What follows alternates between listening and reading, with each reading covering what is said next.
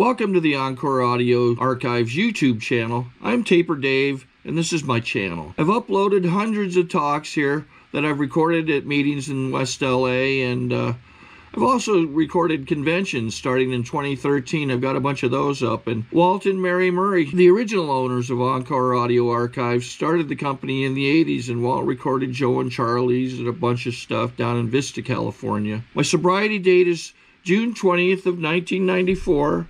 I hope you find something you like, so please like and subscribe to my channel and comment down below. If you want to hear something that I don't have or that you don't see, I'll see that I get it. Anyways, take care and have a great day if you want to. Put this watch up here on the podium. I probably won't look at it, but it'll make you feel better.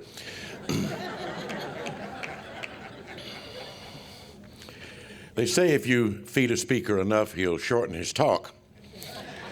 So, in conclusion, my name is Bill Sanders, and I'm an alcoholic. And by the grace of God, I'm sober tonight. And that's the most important message that I can possibly share with you. Excuse me, that it is by the grace of a loving God and the tender loving care of people like you in rooms like this that I have awakened for the last 8,894 mornings without a hangover. Now, see, I know how the alcoholic mind works. Some of you are going to sit there for the next hour trying to figure that out. I'll save you the trouble. That computes to July 26, 1982. And that may not impress you, but it impresses the heck out of me. I'm going to give a little test in the form of a little story that I once heard about a little drunk who's walking along the beach one day, and he finds half buried in the sand a bottle. And he picks it up and he uncorks it in hope of finding a few stray drops in the bottom. And as he pulls the cork out, there's suddenly a puff of smoke. And standing in front of him in the sand is a character about 9 feet tall with a big turban on his head. Well, that little drunk shook his head and rubbed his eyes. He'd had some bad DTs in his day, but he'd never seen anything like this. It spoke. He said, "I am your genie, and I'm here to grant you 3 wishes. What is your first wish?" The little drunk said, "I want a bottle of bourbon that's never empty." Another puff of smoke, and then sitting in front of him in the sand was a bottle of, great big half-gallon bottle of bourbon, the good stuff. He uncorks it, tilts it up, takes a swallow, and tilts it down just to look at it to be sure, still right to the top. He tilts it up for about 10 seconds, still can't believe his luck, and he tilts it down, it's still right to the top. That little drunk turns that bottle up, chugged at it for about 45 seconds, most he's had in a week. And he tilted it down to look at it. It was still right to the top. The genie said, "How's that?" He said, "That's wonderful." The genie said, "Okay, you have 2 more wishes. What would you like?" He said, "I want 2 more, just like this one."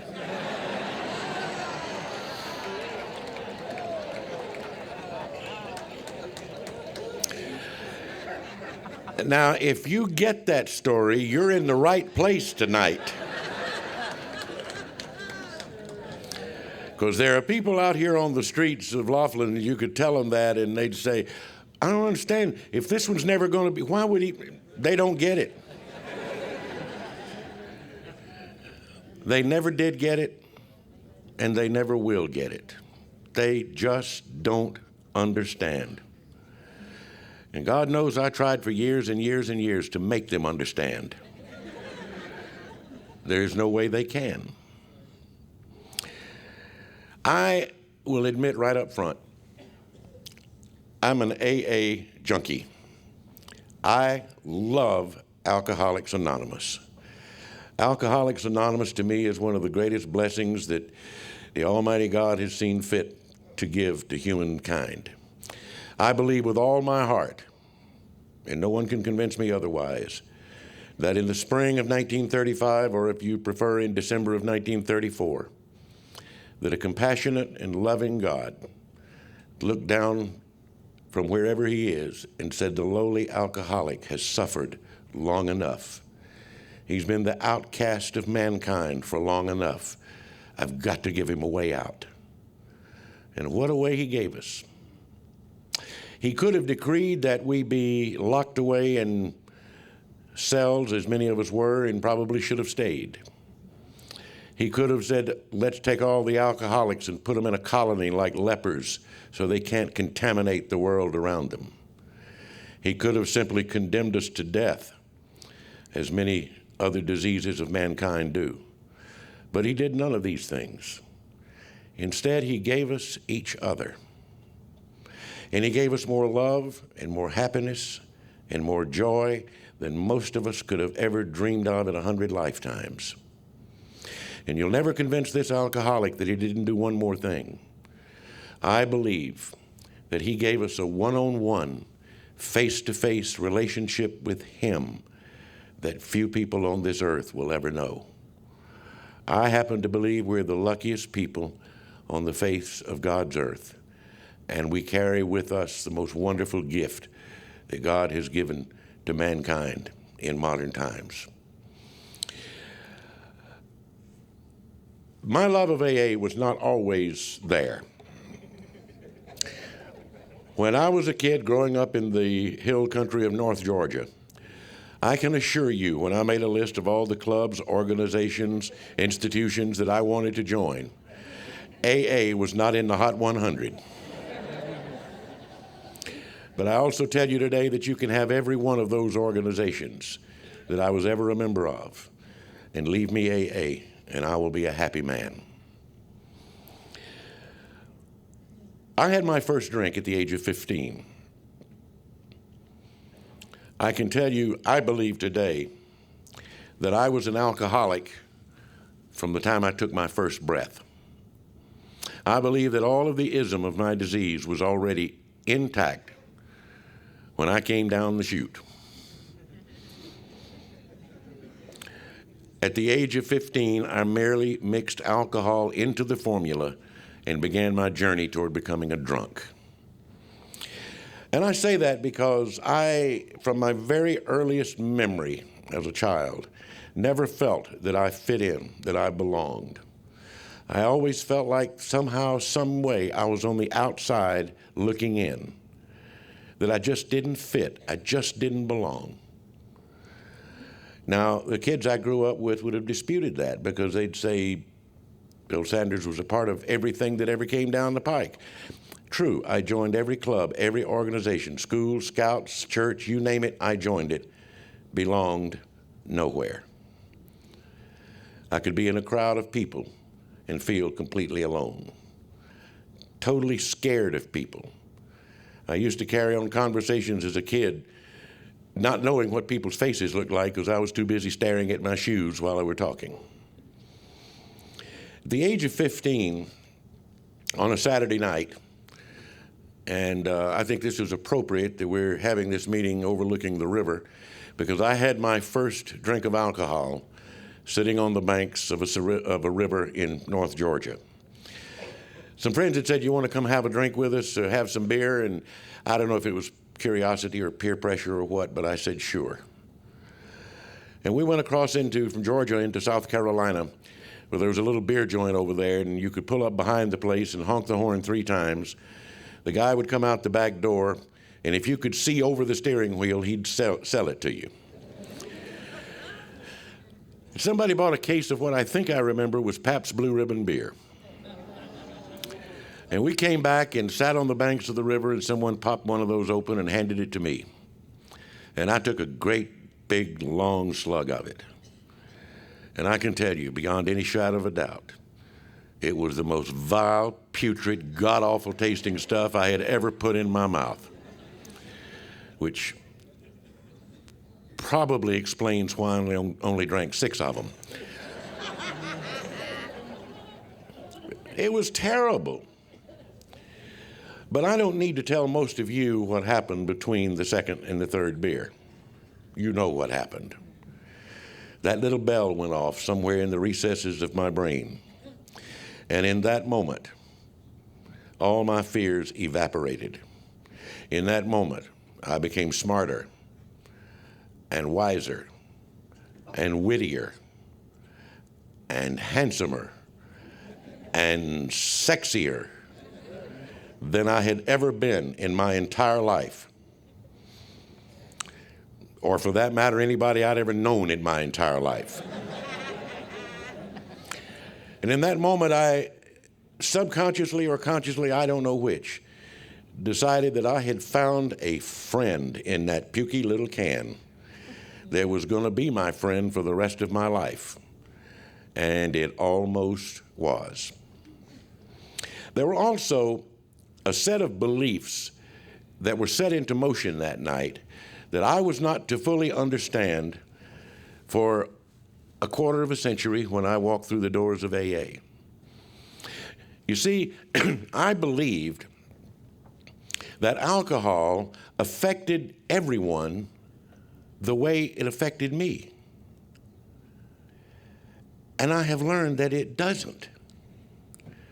There are people who have a drink or two and it doesn't change their perception of reality. It doesn't create a new persona for them. I didn't know that. Knowing that today explains some things that just made no sense to me at all. For example, I'd be at a party and someone would say, "Nope, no more for me, one's my limit."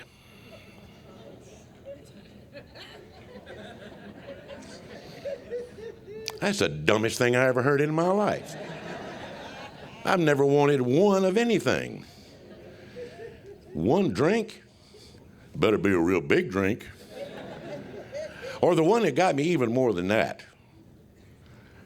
No, no more for me. I'm beginning to feel it.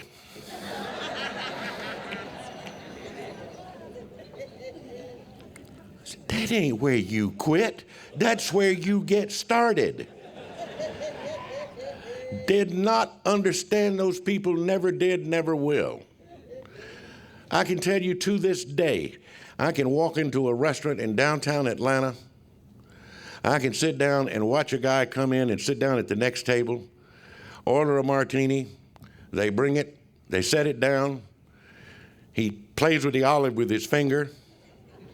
He picks it up, takes about 3 sips, orders lunch, eats it, and gets up and leaves half that drink on the table. Even after nearly 25 years, there is a part of me that wants to chase him out into the parking lot, tell him to get back in there and finish that drink, and order another one. Don't understand those people.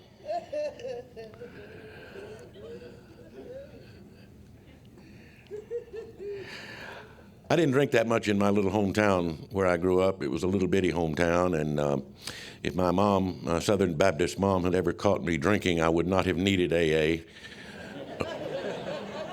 A mortician would have handled things just fine. But then I went off to college, and I was in a university that had a student population nearly 3 times the population of my hometown, and I had my first taste of anonymity. Nobody cared how much I drank. Nobody kept tabs on me. Nobody even paid attention whether I went to class or not. So I began my serious drinking career. And I'd like to share with you some of the fond memories of my college career. God, I wish I could.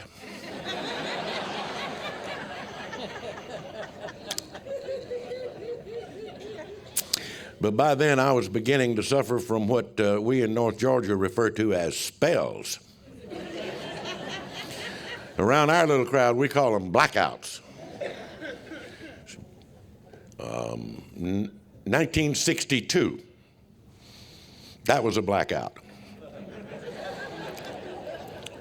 I remember a couple of things, though. There's a great tradition at the University of Georgia where I attended college. That when Georgia wins a football game on Saturday, the moment the game is over, they begin to ring the bell in the chapel tower at the university, and the bell rings from the time the game is over until midnight.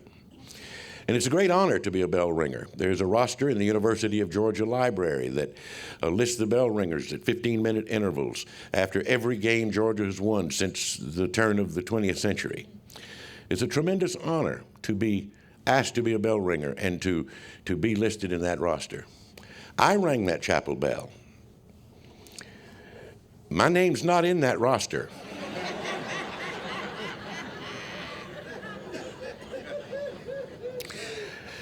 Now, it could have something to do with the fact that I was ringing the bell at 3 a.m. on Easter Sunday.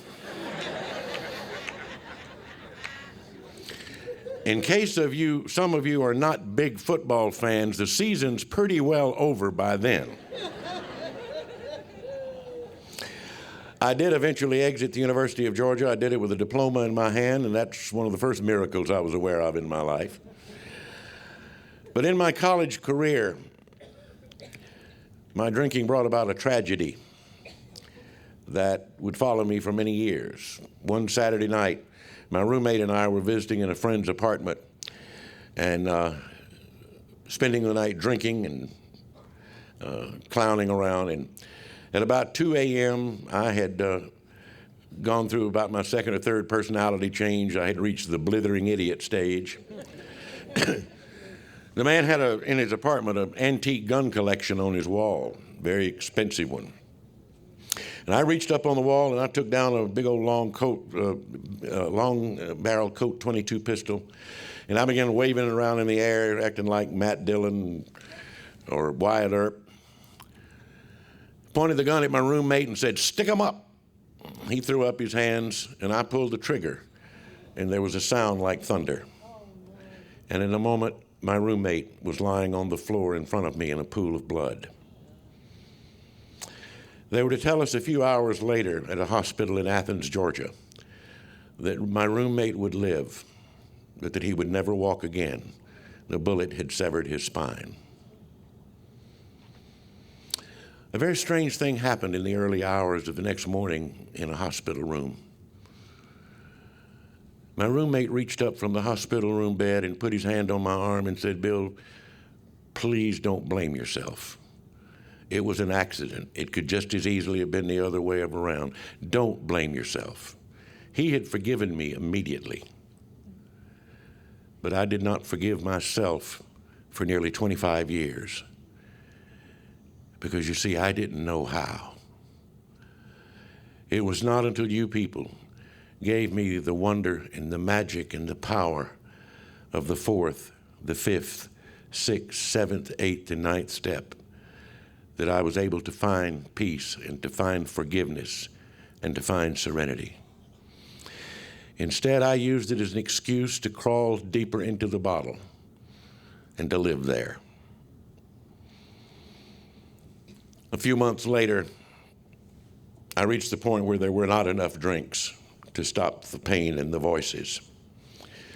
And so I collected a number of sleeping pills from the university infirmary and collected quite a few of them until one Friday afternoon I waited till my new roommate was headed home for the weekend, and I dumped out what was later determined to be between 50 and 60 sleeping pills, and one by one and two by two I swallowed them down, turned out the lights, and pulled up the cover. I thought it was a huge coincidence that my roommate's brand new car that he was going home to show his family conked out at the city limits of Athens and had to be towed back to the dealership. And that he came back into that dormitory room and found me, saw the pill bottles, knew the frame of mind I'd been in, and called an ambulance. And I use that word coincidence advisedly because I really don't believe in coincidences anymore. I love the definition I've heard in these rooms that a coincidence is a miracle in which God chooses to remain anonymous. I believe that that was the first of many times that the God you people were to introduce me to looked down and said, "Big boy, I'm not through with you yet." Because when I think of all the crashed cars, the insane behavior, and the crazy places I was to find myself in the years to come, someone, somewhere, had to have been watching and protecting. They took me to the hospital, pumped out my stomach, And it was after they got me stabilized that the doctors and my family got together and decided that I needed help. Now, George told me that they were going to have somebody up here to translate my southernisms to you. It sure ain't Billy. So I'm going to translate one of them. If you need help, H-E-L-P, that means you require some assistance. But if you need help, H-E-P, that means you're in deep doo-doo. And I needed help. So I began my first of many trips to the neighborhood shrinks. I have no idea how many of those that I visited through the years that were to come. I know I left every one of their offices damning them because not one single one did anything in the world to either help me or hit me. Now, because of this little thing we got around here called rigorous honesty, I am forced to admit that there is a remote possibility that one or more of those shrinks might have been able to help me if I had ever once told them the truth. Somewhere around the third or fourth question, do you think you might have a drinking problem? Nope, I drink fine. And they'd go off treating something else. One of the shrinks I went to was a very famous one. He and his partner had treated a woman who had 3 distinct personalities living inside her body. At about the time that I was seeing one of these doctors, they had already published a book about this woman called The 3 Faces of Eve. And they had made a motion picture, and the motion picture came out about the time I was visiting with them. And Joanne Woodward got Best Actress. The picture won Best Picture of that year. And it was, like I said, about this woman who had 3 personalities living inside her body. And I just couldn't for the life of me see what the big deal was about it. I tried to get the doctor to explain it to me. Because I figured if I could get my personalities down to 3,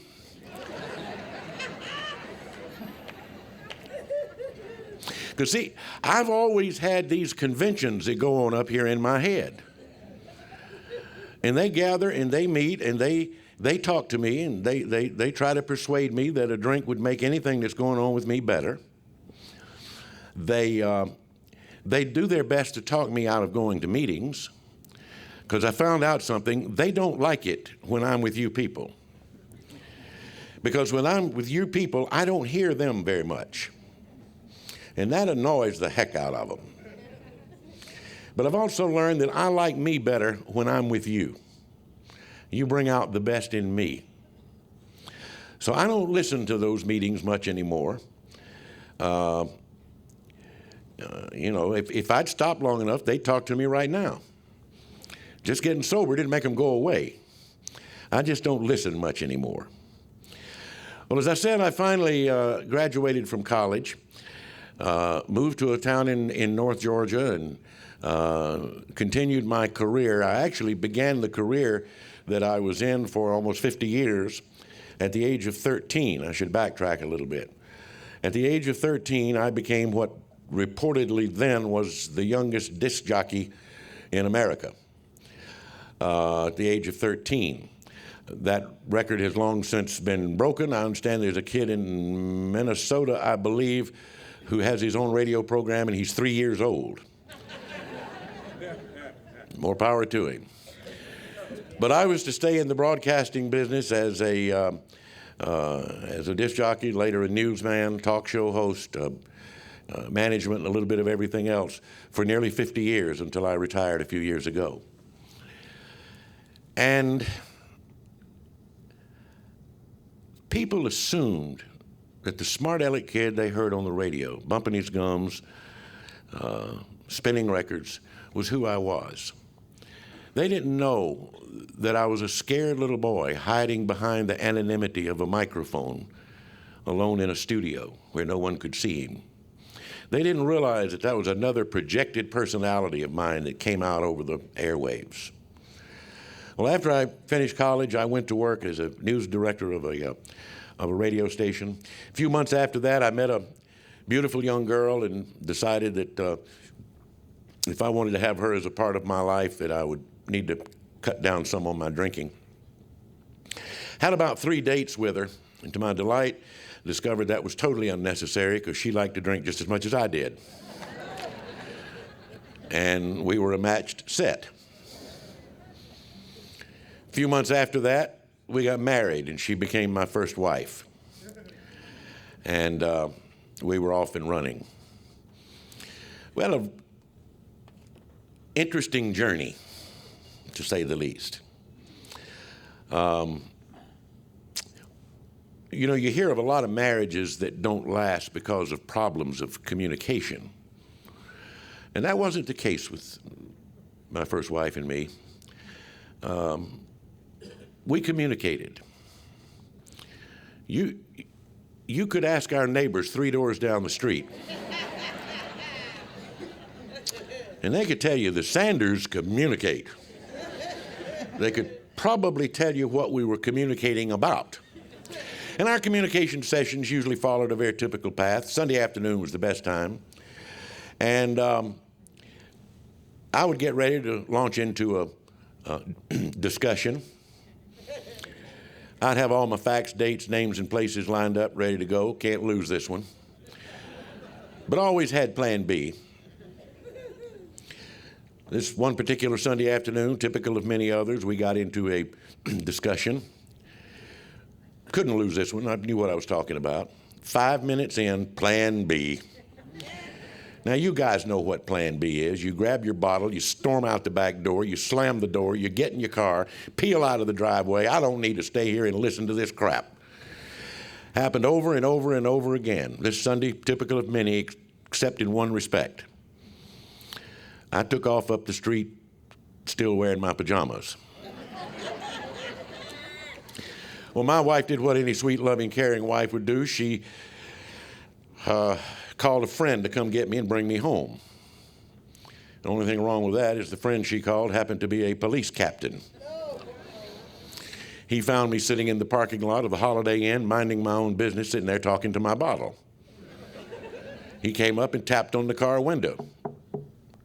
I looked up, knew who he was immediately. I said, "Hey, Harold." He suggested that I get out of the car and get into his squad car with him, that he'd take me home. And I told him that he could. I said, "No, thank you."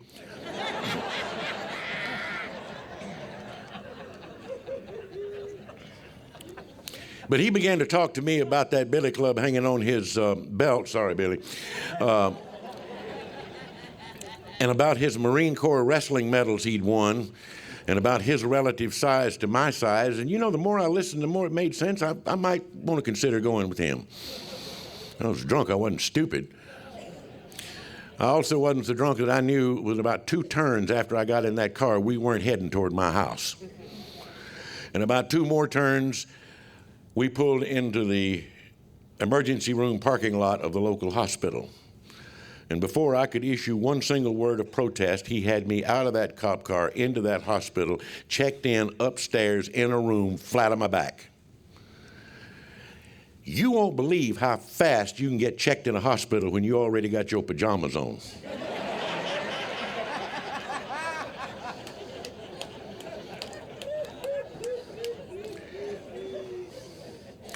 3 weeks later, I checked out of that hospital. Learned anything? No. Drunk before the sun went down. Not long after that, God gave us a great blessing in our life. A beautiful little blue-eyed, blonde-haired baby girl. And I wish I could tell you that from the day she was born, that I was a model father. I was not. The very best that could be said of me during the first dozen years of that little girl's life is that I was the sperm donor. Because as my little girl began to get older, my disease hid a lot from me. You see, I'm convinced that my disease outfitted me with something that I was unaware that it had, and that's a set of blinders. My disease did not allow me to see the obvious in front of my face. My disease didn't allow me to see that my little girl never invited friends to come spend the night because she never knew when Dad's going to come home in the middle of the night in a drunken rage, smashing furniture, throwing chairs through plate glass windows, busting out television screens. The disease didn't allow me to see that the only look that was ever in that little girl's eyes was a look of fear and hate and disgust. And even one day, finding her diary under her mattress as I was putting a new mattress in her room, and I picked up her diary and did what I should not have done. I opened it and read it. And the words jumped off the page to me, "I wish my daddy was dead, and maybe there would be some peace in our home." But the blinders were firmly in place. If I got a drinking problem, it's my problem. It's none of your business. Stay out of my face. And my disease fully convinced me of that.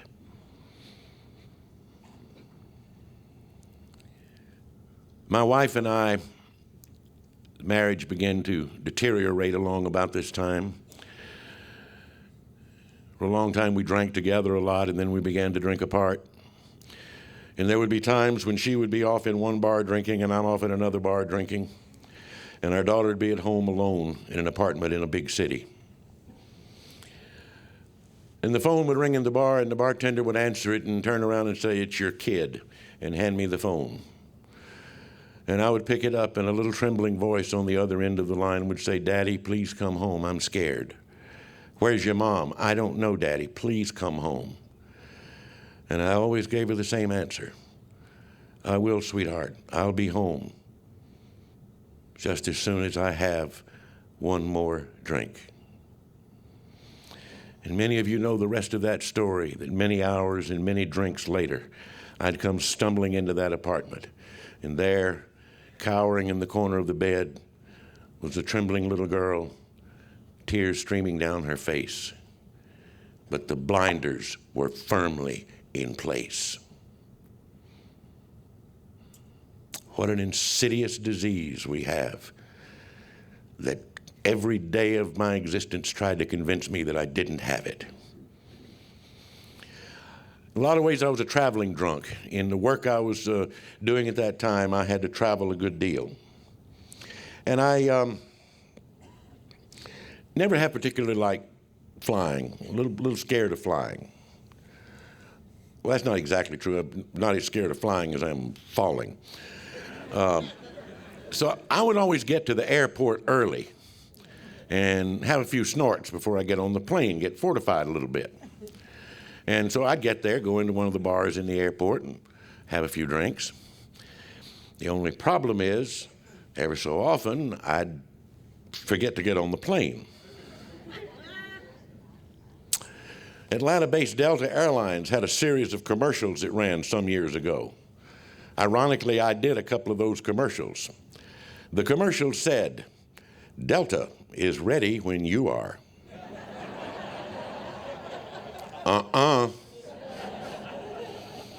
They'll leave you. So I did what any good drunk would do. I'd just get on another airplane, go somewhere else.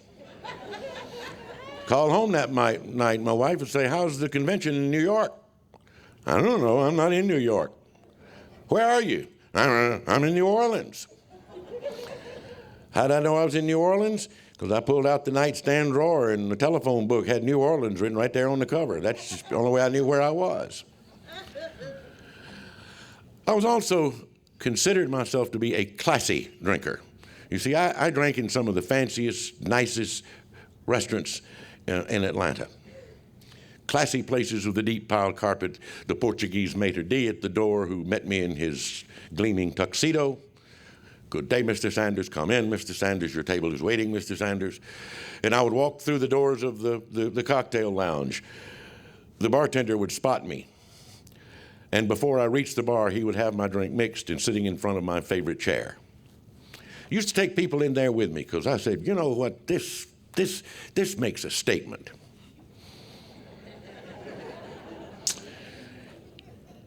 Not the statement I thought it was making, but it made a statement all right. I was also sometimes a drinking snob. I would tell you the optimum temperature for drinking vodka is 31.5 degrees Fahrenheit. Found out later that's not right. The optimum temperature for drinking vodka is 108 degrees Fahrenheit. It is, because that's the temperature underneath the front seat of my car where I kept that bottle.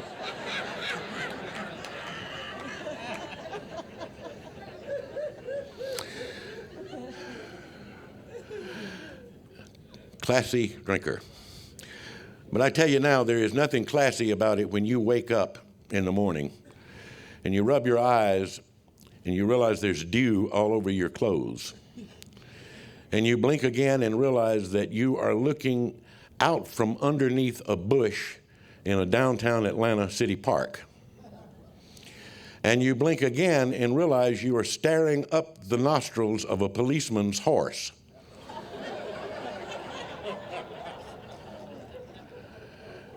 Could not think of a single good answer to what are you doing here? All I could think of was, where is here?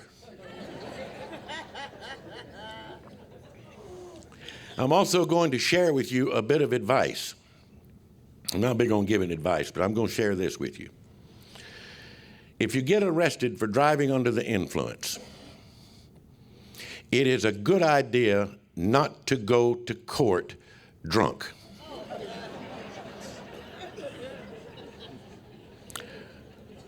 Judges don't like that. A lawyer friend had told me, when you go into court and they ask, how do you plead? You say, Your Honor, I plead nolo contendere. I said, what does that mean? He said, that means no contest. And what they'll do, they'll give you a slap on the wrist and a little fine, and you'll be out of there in a few minutes. I went to court. The clerk got up and said, how do you plead? I said, Your Honor, I plead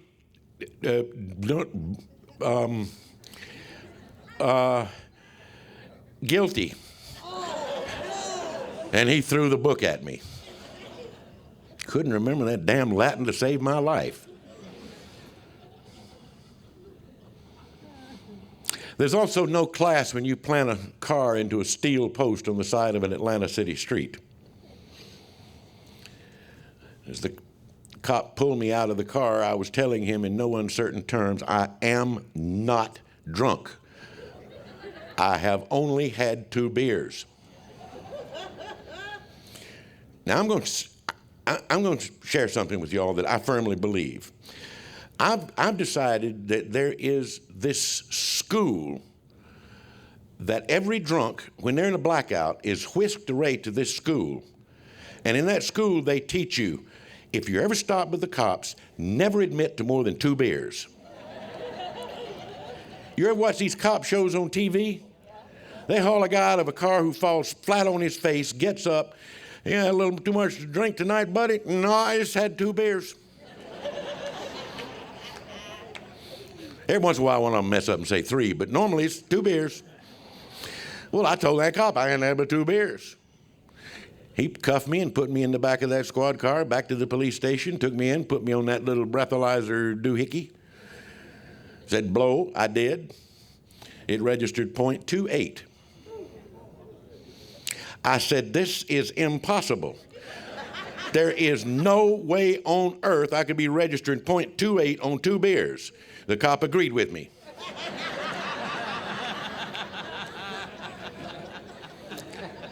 I can tell you right now, that's the only thing he agreed with me on. By now, my wife was going her way, and I was going my way, and we'd meet at home every so often to have a communication session. My little girl avoided me at all possible costs to avoid even seeing me. So, you know, I would disappear for days at a time.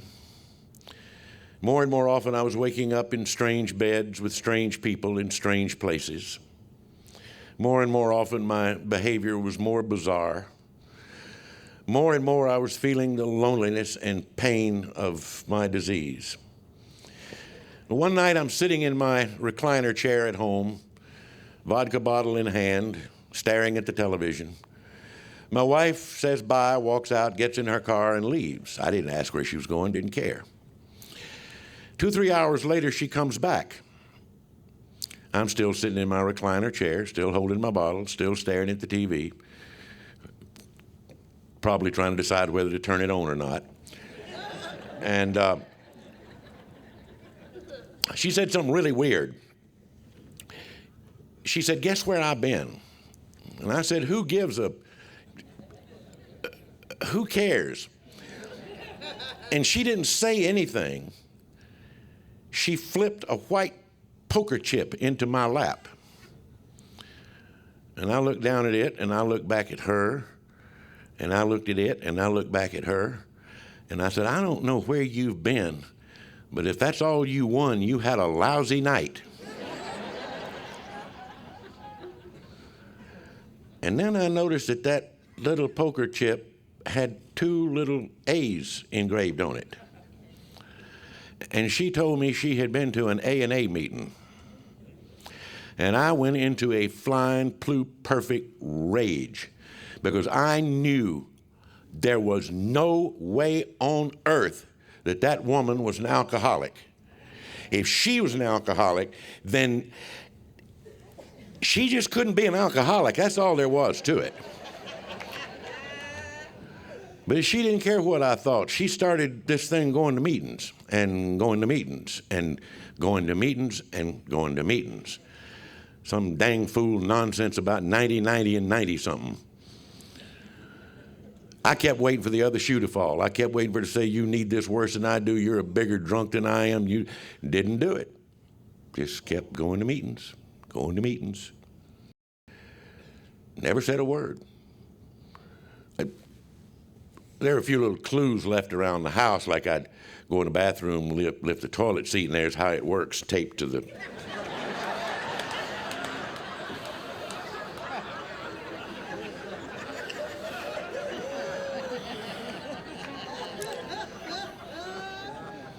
Finally, the other shoe fell like I knew it would. She came in one night and she said, or one afternoon, said, "I'm going tonight to pick up a 90-day chip and I'd like for you to go." I said, "No way, ain't gonna happen." Few tears, few deals, few pleas, and I said, "Okay, fine. One condition, I go in my car. I want to go hang around in this place." And I said, "Where are we going?" She said, "We're going to a place called 8111 Club." I said, "What is that?" She said, "You just follow me." Well, I followed her a few miles from our house, and she pulled into the driveway of this little house sitting up on the hill in a grove of trees. Pretty little house. It was a home that had been converted into an AA clubhouse. And I thought it was funny as I drove up that driveway, because I'd passed that house 100 times on the way home from the bar. And I'd look up there and say, "You know, Bill, you ought to get to know the guy that lives in that house, because he obviously has a party every night." Well, that night, old Bill went to the party. I slipped in behind a post at the back of the room so I could be seen as little as possible. And for the next hour, I witnessed the biggest bunch of weirdos I had ever seen in my life. They read all this stuff at the beginning of the meeting, and then about the time they got through with it, this one guy is waving his hand back and forth like that. And I'm thinking, good God, why don't somebody tell him where the bathroom is so he can go on and... But when they got through, they pointed to him, and he stood up and right out loud told him his name and that he was an alcoholic. And I'm sitting there thinking, you know, I don't think I'd have told that if I'd have been him. And then he told them that he had gotten 3 DUIs. What do y'all call them here? 502. Huh? 502. 502? DUI, DWI, drunk driving awards. You know what I'm talking about. Said he'd gotten 3 of them, and you know what that bunch of people did? They busted out laughing.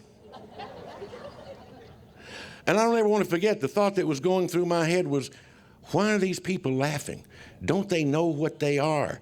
They're alcoholics. They ain't got nothing to laugh about.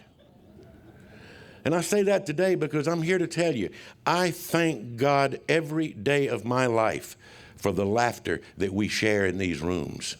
because I believe there's magic and there's power and there's healing in that laughter. I tell people wherever I go, if you don't have a home group that laughs a lot, find one that does. I also like to caution newcomers, don't laugh all the time or they will come get you. But I didn't understand it that night. Next guy, 6 DUIs and arrested for indecent exposure. That crowd came unglued.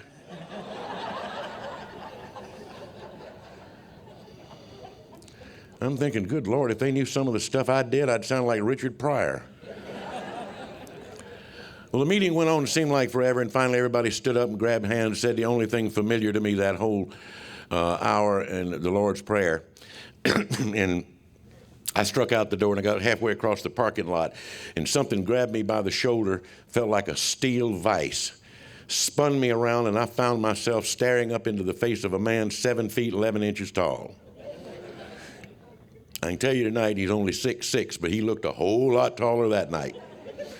I remembered him from the meeting too. He was a little different from the rest of them. The rest of the people said, my name's Mary, I'm an alcoholic. My name's Tom, I'm an alcoholic. My name is Sue. This guy was different. When they called on him, he stood up and said, howdy, my name's Floyd, and I'm a grateful hillbilly drunk. Give me a break. He started talking to me and talking about his drinking moonshine up in the mountains, and about his 5th grade education, and about his DUI he got driving the school bus. And I'm thinking, why is he telling me all this stuff? He don't even know who I am.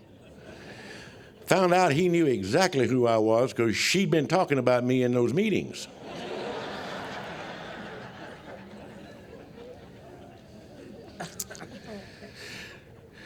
People came out and got in their cars and leaving, and Floyd's talking. Remember now, I went in my own car so I can get out of here. My wife comes out of the meeting place, goes, bye, gets in her car and leaves. And it's me and Floyd. And he talks about getting drunk in the wintertime out in the woods and falling down on the ground and his face freezing to the ground. And they had to pour coffee on him to get him up.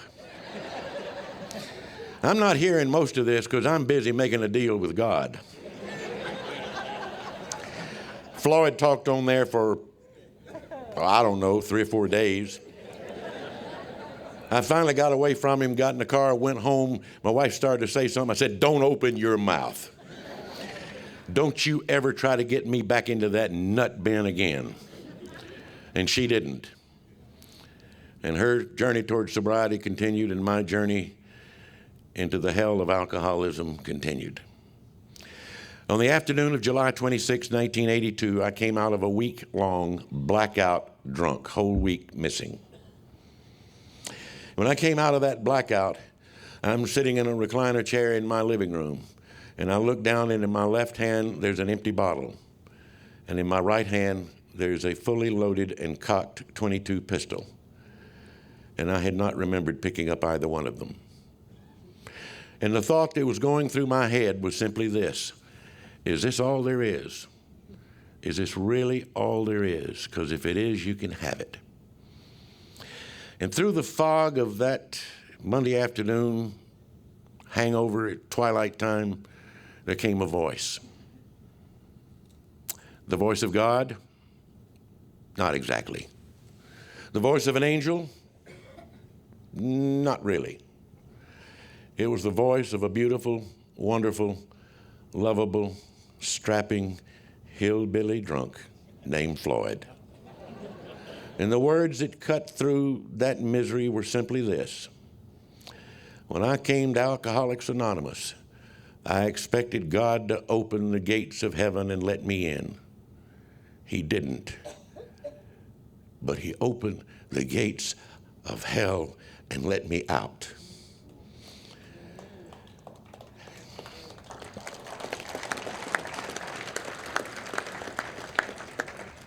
And if where I was on that July evening is any closer to hell on this earth, I pray I never know it. And I got out of my chair and I walked in the bathroom and I cleaned up as best I could, gargled about a half a bottle of Listerine, drank the rest.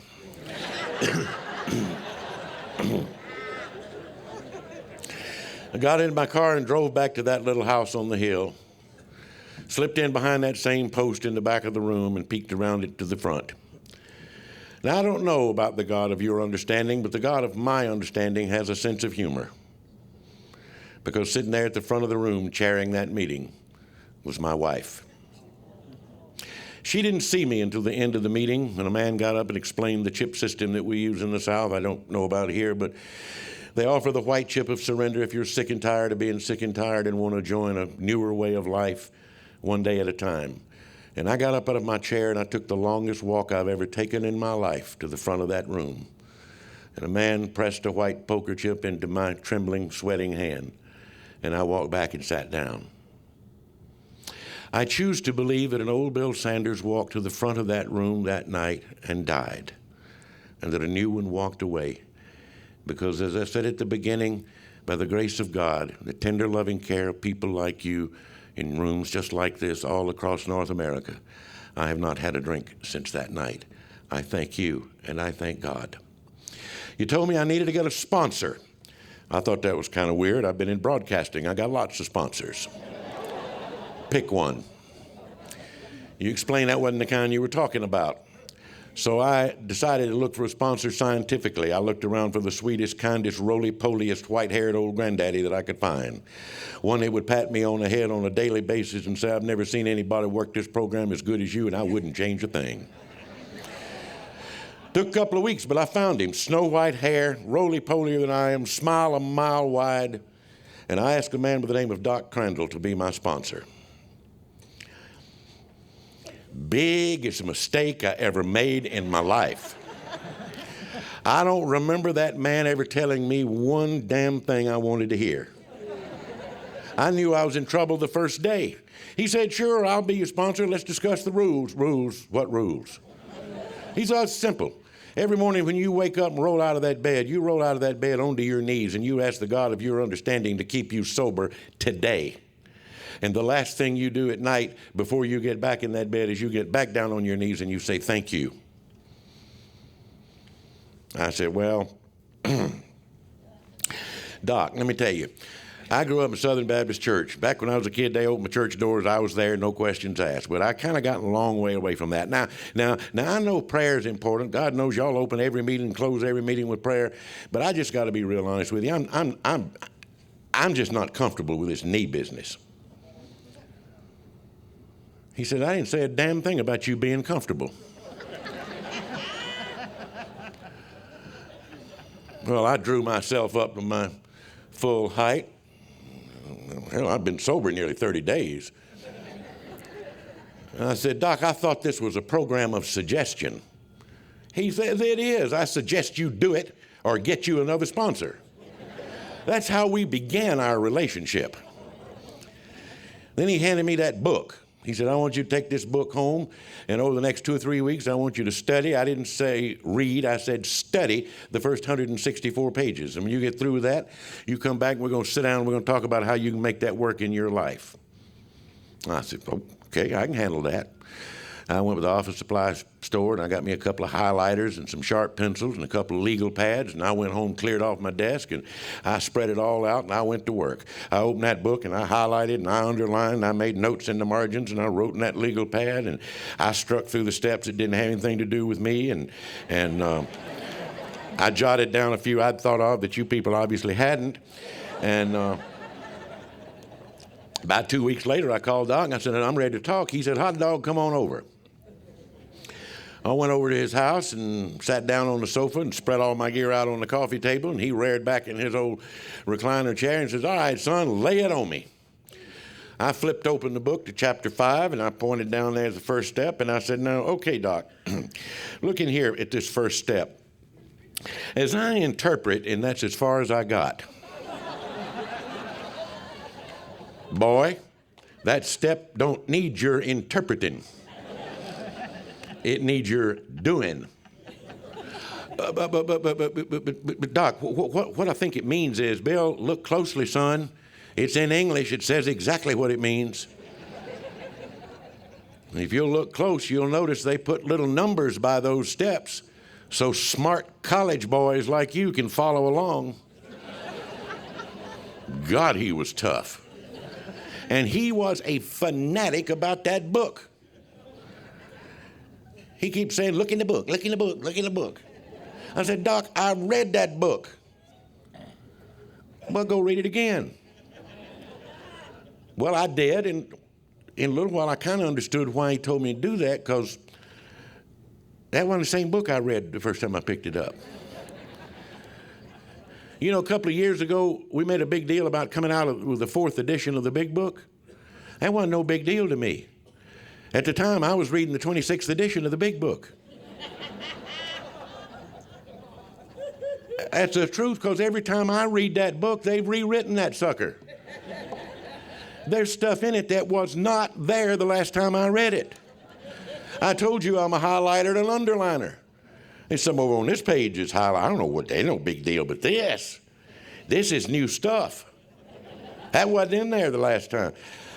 I said that a few years ago at a conference up in Northern California. This little girl came up to me after the thing was over, and he said, do you really believe that?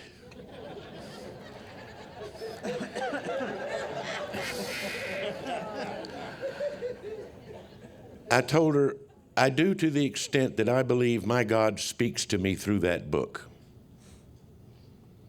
And I believe he shows me things when I need to see them.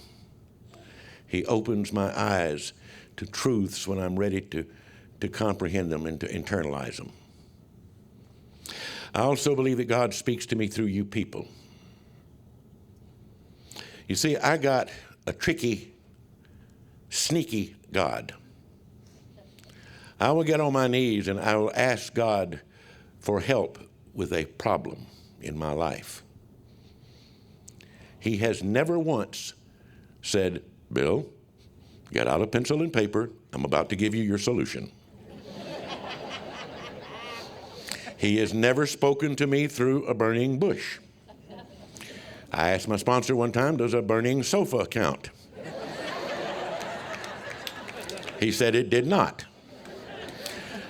My God does something sneaky. He whispers it in one of your ears what my solution is. And I got to go to a meeting to hear it. Sometimes he will whisper it into a little snot-nosed newcomer. Sometimes he will whisper it in the ear of a hillbilly drunk. Sneaky God. You see, I would have thought he would have at least sent me a PhD. Not a hillbilly with a 5th grade education. But you see, my God knows what I need to hear and when I need to hear it. My first sponsor, Doc, would say to me, boy, you missed a great meeting last night. I heard exactly what I needed to hear, and man, was it ever powerful. Like, what? He said, I heard what I needed to hear. I didn't hear what you needed to hear. You weren't there. You missed what you needed to hear, and that's why I go to a lot of meetings today. My God has been good to me through this program and continues to be. I referred to the woman that I married in 1966 as my first wife. Because you see, I'm not married to the same woman anymore. And thankfully, she's not married to the same man anymore. We are the same bodies, but we are not the same people. You changed that. There was a time in my drinking career when I thought if I could only get rid of her, my life would be perfect. And I searched high and low for a replacement. Mostly low, but God did not see fit to allow that to happen.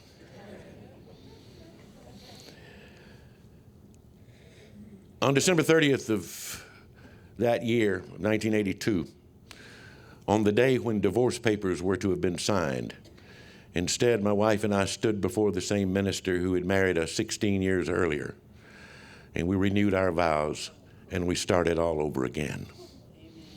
And I can tell you today that that woman today is my best friend, my soulmate, my lover, my pal. And I'd rather be with her than any other human being on the face of this earth. I want you to meet her. Stand up, honey.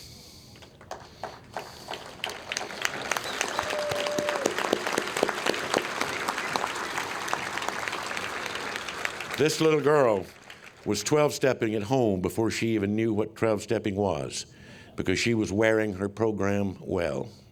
And but for her, I would not be before you tonight. God saw fit to work through her to save me. And by God's grace and the gift of this program, a few days ago on December 30th, she and I celebrated 40 years of togetherness.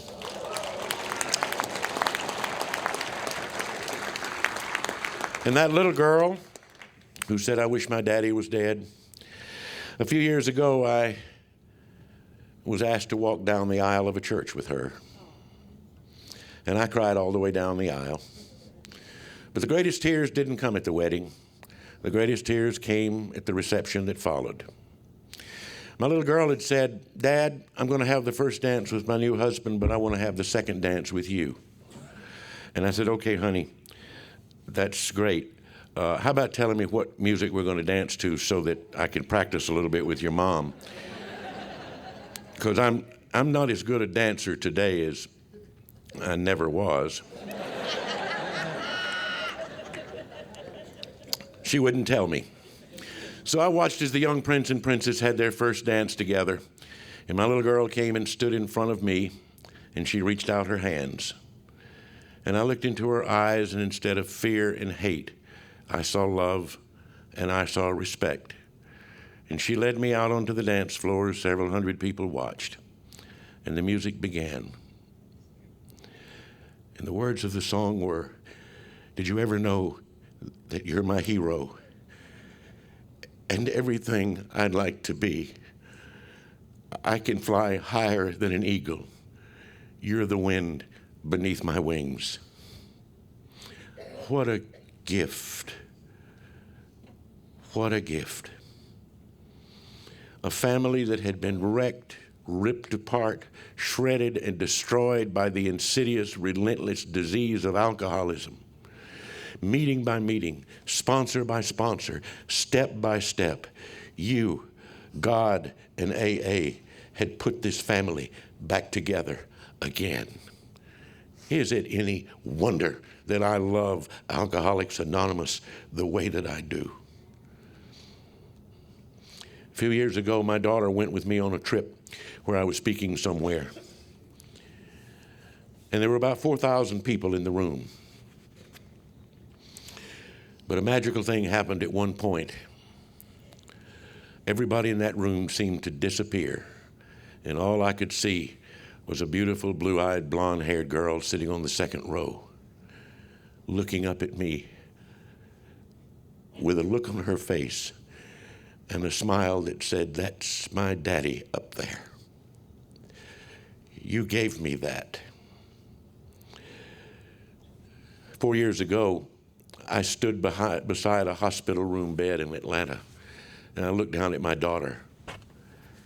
And she reached up to me, and she handed me the most beautiful little blue-eyed, blonde-haired baby boy.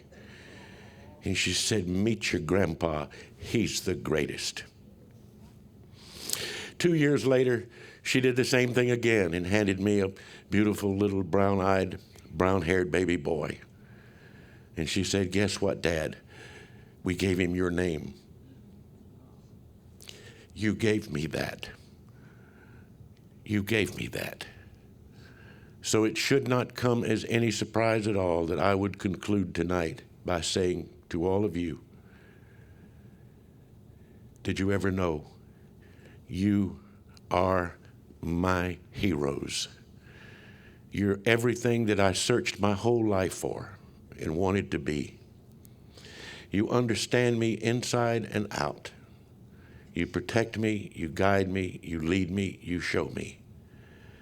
And I believe with all of my heart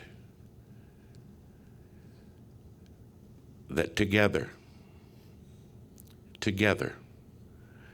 we can all soar like eagles, because He's the wind beneath our wings.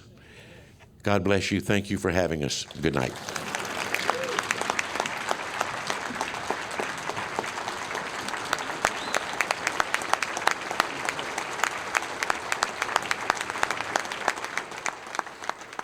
I think we got a great talk going on here. Thanks for watching the channel. Taper Dave here. Just curious, do you think this is better than Zoom? Okay, this is how I prepare my drone for launching. I like to do it inside the cab of my truck so I'm not standing outside in the weather. To install the joysticks for control, up and down, right and left, powered on. I have an Android phone that I use to connect it to the drone with, and it's actually controlled through the iPhone, through an app. Oops, wrong way. It's actually controlled through the iPhone, or through this Android phone, through the app. It's actually controlled through the Android phone, through an app, and you connect it through this short connection right here.